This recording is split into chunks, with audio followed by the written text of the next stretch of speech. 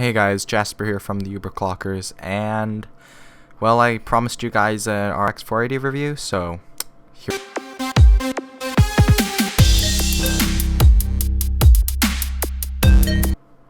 Alright guys, so the RX 480 is here, because I'm not a big YouTuber. I didn't get like a sample from any of the companies. I didn't get it from AMD, so I actually sold my old graphics card, well, not old, but pretty new, my R9 390, in order to buy this RX 480 and review it for you guys. So, yeah. Anyhow, this card, I've never actually owned a reference card before, and honestly, the experience was not as bad as I expected it would be. There were some issues with temperatures when I overclocked, but I'll discuss that later. But yeah, right now, unboxing.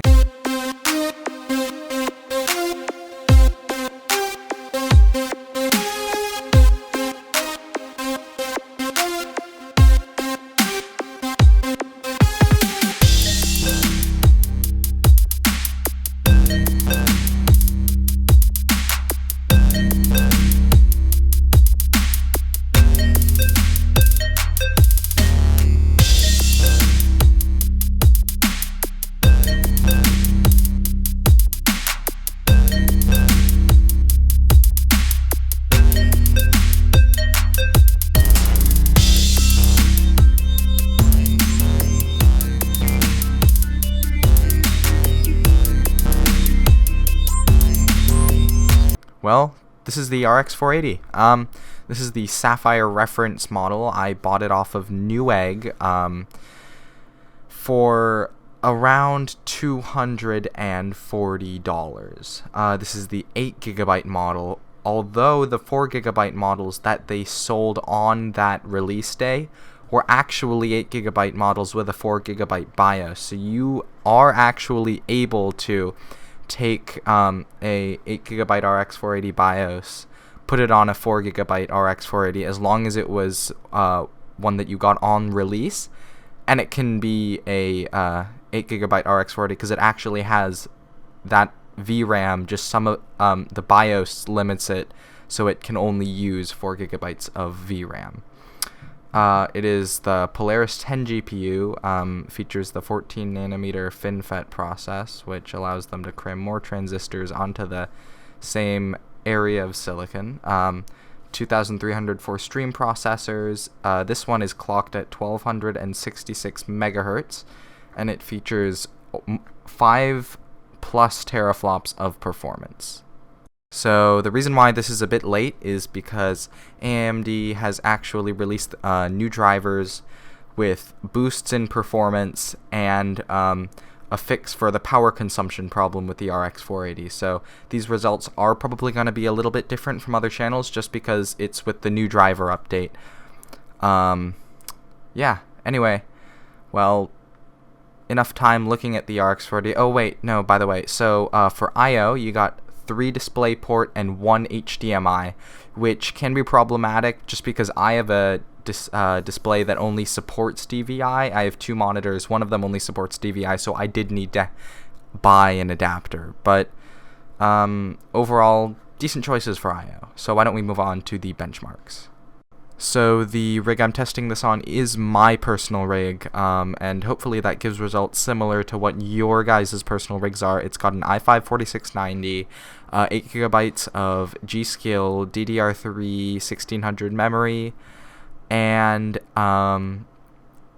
it has a Gigabyte GA-H97 D3H motherboard.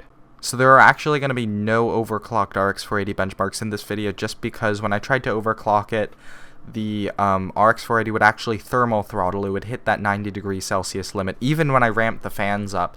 And I don't know if this is a problem just with my card and because it has a stock cooler, but it was actually scoring worse than a reference clocked RX 480. So that's why I don't have those numbers in this video. I will have another video where I put on a custom VGA cooler and then benchmark it. So stay tuned for that.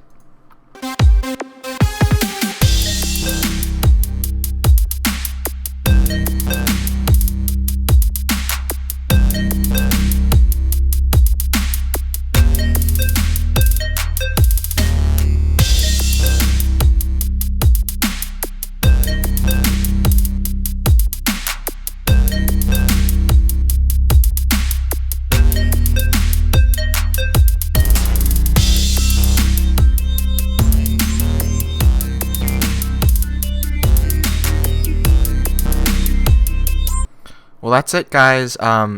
Those are the benchmarks and my review of the RX 480.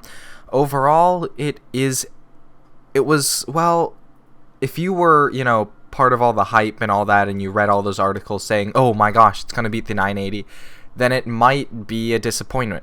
But honestly, the RX 480 is still an amazing card for $200 or $240, depending on how much you spent. And so either way, this is a great bang for your buck card. This is like, wow, $200 VR ready graphics cards. So yeah, overall, I sincerely recommend this card. You probably want to wait until the board partners come out with their own models with their own coolers, but yeah, I highly recommend this graphics card to anyone who's building a PC on a budget, or to anyone who's building a PC or wants to get that premium VR experience for a lower amount of money.